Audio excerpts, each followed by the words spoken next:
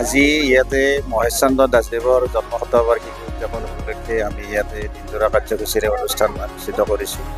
ৰাতিপুৱাৰ পৰা আমি ইয়াতে তেখেতৰ প্ৰতিকৃতিত ইয়াতে বিদ্যালয় স্থাপন কৰা আবদ্ধ মূৰ্তিত আমি বন্তি প্ৰজ্বলন মাল্যত ভাগৱত পাঠ আয়তীসকলৰ নাম কীৰ্তন ইত্যাদি কৰাৰ পিছত আমি 11 বজাৰ পৰা এই বিদ্যালয় চৌহদত নিয়মীয়া কৰি ৰখাৰ উদ্দেশ্যেৰে আমি এখন গ্ৰন্থ প্ৰকাশ কৰাৰ ব্যৱস্থা কৰিছোঁ আৰু সেই গ্ৰন্থখনি উন্মোচনী আৰু মুকলি খবৰ আয়োজন কৰিছোঁ। মহেশ চন্দ্ৰ দাস এগৰাকী হাজোৰ সাধাৰণ মানুহ আছিল। সাধাৰণ মানুহ হৈও তেওঁ অসাধাৰণ কিছুমান কামত জড়িত আছিলে।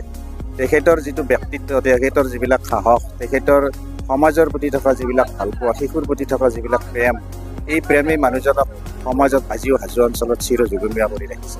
তেখেতৰ উল্লেখনীয় কৃতি হৈছে এই পঞ্চতীৰ্থ শিশু শংকৰদেৱ বিদ্যা নিকেতন হাজো।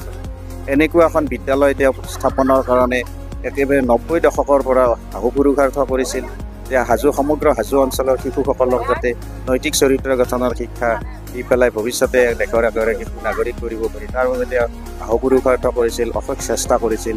বুদ্ধিবৃন্দৰ পৰা, সমাজৰ বিভিন্ন ব্যক্তিৰ পৰা ধন ধাৰ খুজি লৈ পেলাই তেখেতে এই বিদ্যালয়খন স্থাপন কৰিছিল। কাৰণ 90 দশকত হাজো অঞ্চলত বা অসমতেই নহওক, যিকোনো ঠাইতেই নহওক, এখন ব্যক্তিগত খণ্ডৰ বা বেচৰকাৰী শিক্ষানুষ্ঠান গঢ়ি তোলাটো বৰ সহজসাধ্য নাছিল।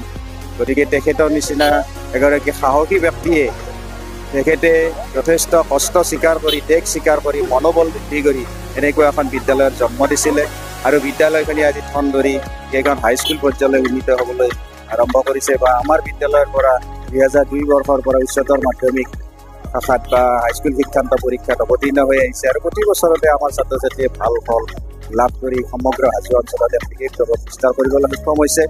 গতিকে তেনেকুৱা এজন ব্যক্তিক চিৰযুগমীয়া কৰি ৰখাৰ উদ্দেশ্যেৰে তেখেতৰ স্মৃতিচাৰণ হিচাপে শতবৰ্ষ উৎসৱ আমি নিকেতনত উদযাপন কৰিছোঁ। তাৰ কাৰণে আমি আজি দিনজোৰা কাৰ্যসূচীৰ অনুষ্ঠান আয়োজন কৰিছোঁ।